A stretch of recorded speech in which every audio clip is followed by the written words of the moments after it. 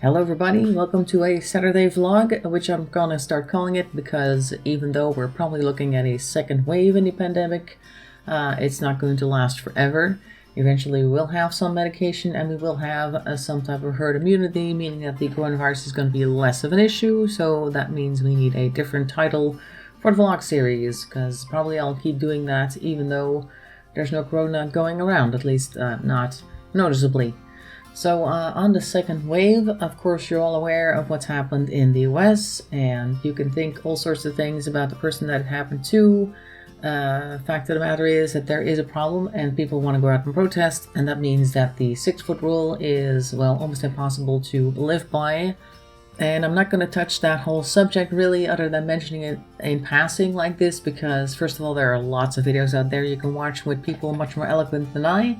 I think it's currently too early to say either way whether there's good or bad things happening, and whether the result is going to be what people wanted or expected, because as with large movements of the past and of the future, there will be other people with agendas that go in and try to hijack the movement for their own purposes and agendas. So there's lots of things going on right now, and you can't really see the forest through the trees, is what I'm saying. There's like stuff from the left, there's stuff from the right, and there's people confused in the middle. And I think we just need to wait until it's died down a little bit so we can look at some facts and then make up our minds on what happened and what needs to happen further. So that's that. Now just going back to my own personal experience, which of course has been much less exciting because all I do is work and then go home to record some videos. We had our first week back at the office this week, and it's been a bit of a mixed bag. They have moved our desks apart a little bit. I want to say they moved our desks apart about a foot, because we have like a desk, a bit of space, desk, and the person like sitting at the desk is like on the outside, so you have like two people sitting here, desk, space, like that. So we were already about 6 feet apart, but the thing is, you'll be 6 feet apart with somebody all day long, and the person that usually sits on the desk opposite of mine tends to do a lot of humming and sighing and mumbling to himself, so he's spreading a lot of aerosolized stuff around as it is. Now, I don't think that he's sick or anything, but I'm just saying that makes me a little bit nervous. And so they were thinking about putting up screens between our desks and stuff like that, but that's a whole other matter. People are still trying to figure out themselves how things work. Most people at the office that I've talked to, which weren't a lot, but most people are kind of like, what are we doing here? Everybody else I know has been allowed to work from home at least until September 1st, and then they're going to take a look if we can maybe do something. And of course, there's a whole situation about how you get to work now.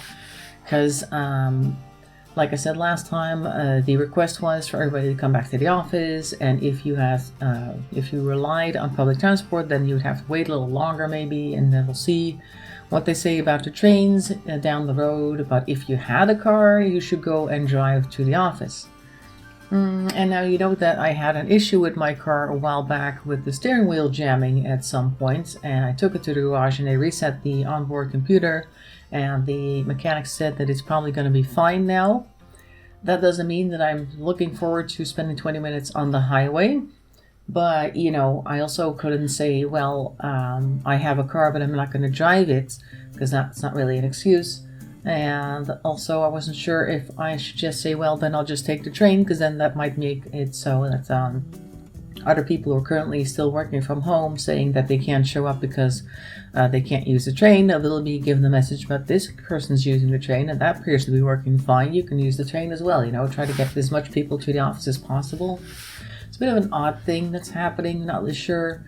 Like I said, a lot of people that I've talked to at the office aren't really great or happy about the fact that we're there, and I kind of feel like most people that are at the office aren't really interested in being there because of the whole pandemic, but higher ups have said that we have to be there. So it's kind of like we're all just trying to work our way through it. So it's not like one person is telling everybody to go just sit there and be exposed.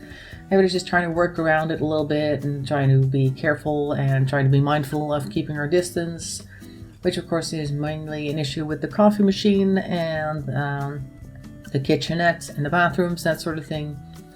And one of the personal problems I have is that my desk faces the door, so I don't know who's coming in until they actually are standing right next to me. And it's like, okay, by that time they may have already been breathing my neck for a while. I don't know.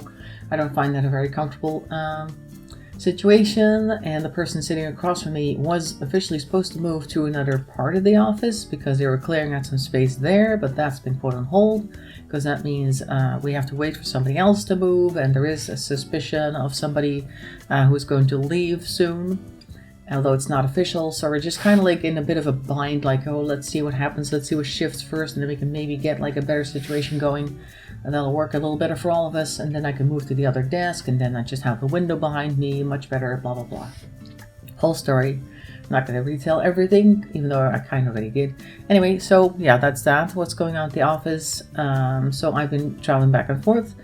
I did take the car once on Tuesday. I drove to the office, did take the highway obviously because that's the fastest, most direct route, and I think as long as I'm not making sharp turns, the car is okay. At least the mechanic says it's been fixed, so I should just rely on the fact that it's been fixed. Of course, I'm being careful, so if I have to make a sharp turn, I'm like, okay, let's see if it's also going to steer back by the time that I get through this corner. And so far it has, so I'm guessing that the mechanic is correct. Of course, I don't want to have to play that guessing game every day, so I don't want to go to the office with the car too much. But on Tuesday, I went ahead and tried it, and it was okay. It was, of course, quite busy on the road, but actually, normally when I'm in the train, it also goes past the highway, and I can see that everybody's in a traffic jam in the highway. So considering how it used to be, there was actually still moving cars, so it was still good. But by the time I got to the exit that I was supposed to take, there were certain lanes that have been shut down for maintenance and stuff like that. And even though the lane that I needed was still open, it does create a bit of a like, oh my god, what am I going to do now thing.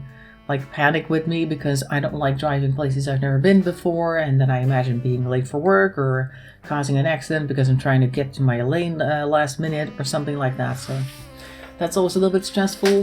Way back, the same thing. On the way to the ramp, there was another closed off lane, and I was like, oh my god, I hope that the one I need is still available, but you also want to keep the traffic behind you moving, etc. So that was a bit troublesome, but once I got on the highway, it was just one long road. It's not that interesting of a trip, really. Once you're on the highway on the way back home, I know pretty much where I'm going, and that's all fine. It's just the way over that I'm a little bit doubtful about. And then I was sitting at home on Wednesday because I needed to go to the dentist, and there was this news article about how secondhand cars had seen a spike in sales because everybody who normally takes the train now wants to start driving because they don't really trust public transport anymore. So that means we're going to get even more cars on the roads, and it's going to get even busier. And then we get the old traffic jams of yore, so to speak, that I used to see from the train. And that's only because... No, wait, what I'm trying to say is we're going to get more cars on the road. And were the traffic jams long before this whole pandemic, after people are allowed to go back to the office, even though they can work from home, it's going to get even worse because now we also have all these other people that would normally take the train, and there's a lot that are now also driving. On top of that, these people that normally take the train are probably a little bit like me. They only really drive when they need to go like somewhere on the weekend or something, so they're not expert drivers. And that all has to go onto this same busy highway. It's going to be a mess, that's what I'm trying to say. So I'm not sure I want to join that. So for the other days of the week, Thursday, Friday, I did take the train, and that meant that I had to wear those masks, which I made myself, which was also an interesting experience because it doesn't look super professional, but it doesn't look good enough because it has like that middle strip here that's being held up by the paper, so it looks like it has 3 different layers. Kind of looks like a professional mask. Of course, the ropes that I use to put it around my ears kind of give it away. I think I got dog hair on my face or something. I keep having to scratch. Anyway, so it kind of gives it away that it's not a mask that I bought, but rather one that I made. However, people can think about that what they like. Most of the other people that I see on the train have one of those flimsy, like, one layer masks that you can buy in the store on, and they're ill-fitting, and they leave like big gaps here along the sides, and you can just hear that it's almost no protection because whenever they're talking, even though they're halfway across the train, I can still hear them clearly. And that means there's almost no fabric or something in front of their face that's stopping any virus from leaving their little personal cloud. And of course, masks are not a guarantee that you're not going to catch anything from somebody else or that you're not going to spread anything, but those masks are completely useless, I want to say. Also, they look like they're reusable, although they might not be. I think the box that it comes in will probably say you're not supposed to use it more than once, but certain types of masks look kind of tough enough that you could say, oh, I think I can use this a second time, or because they're being sold at a premium right now, that people will think, well, I don't think anybody's going to notice if I wear this another time, and then of course you're putting on a mask that may already have some virus on it. So the ones that I make are clearly made out of some type of tissue, so the first thing you do once you're done riding the train is you toss it. I take the little air loop things, I do have to wash those of course, because those might be carrying something, but other than that, once I'm done riding the train, I get rid of the mask, and then it's no longer a temptation to use it the second time, and you don't have that problem. Also, I'm wearing gloves on the train. I bought a box of gloves, which was reasonably cheap, I guess, although I'm pretty sure that during regular circumstances, boxes of gloves that were not powdered, because they are not powdered, will be about a third of the price, so we are still paying a premium for that, but sadly I couldn't find a tutorial on how to make your own silicone gloves, so I got a box of unpowdered ones, which are a little difficult to take off when you're done riding around, particularly in the morning. Apparently my hands are like sweatier in the morning. I don't know how that works. And the reason I'm saying that is because I've taken to powdering them myself.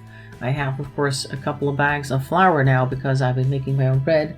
So in the morning I would take a glove and like blow into it to get like the fingers open, and then I'll take a little pinch of flour and just kind of spread it out there as I'm blowing into the glove, so it kind of goes into the fingers and hopefully also a little bit around the palms. And that means that I can definitely take them off a lot easier, because I've tried to put them on without any powder in it, and it was just like trying to strip off a layer of skin. It was not great. But although the powder, or flour in this case, makes it easier to take the gloves off, like I said, in the morning my hands are particularly sweaty for some reason. I don't know, maybe I dread going to work, no idea. But I'll have like bits of almost like dough forming around my fingertips, because this is where most of the powder will be, and the heat will kind of trap itself there, and I have to scrape it off my hands once I get the gloves off.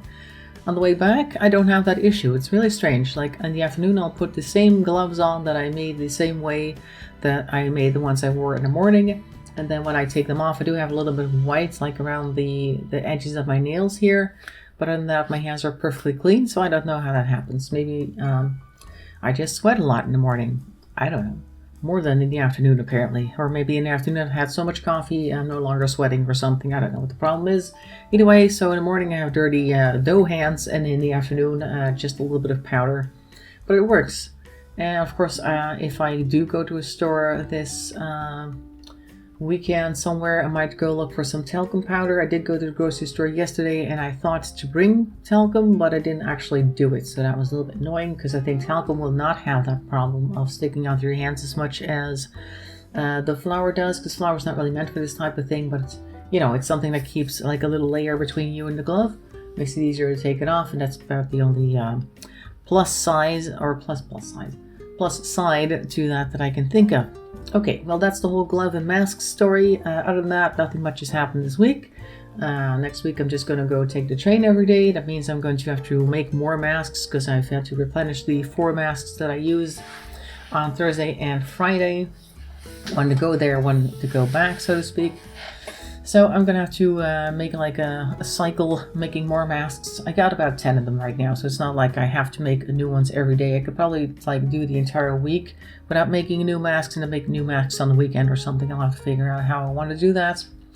And it's also not a lot of like trouble to make them anyway. You've seen them. You've seen me make one in a couple minutes. The most troublesome part about that is to cut the strip of paper, at least I find, because you need it to be a certain width, and I tend to not be able to cut it straight, so it's always kind of wobbly. It still fits somewhat, but I just don't like when things are imperfect. Anyway, so that's it for this week. Hope you're still doing good. Make sure to stay healthy, stay safe, don't do anything that I wouldn't do. You can't put flour in your gloves, that's what that means. And I'll hope to see you next week. Thanks for watching, and bye bye for now.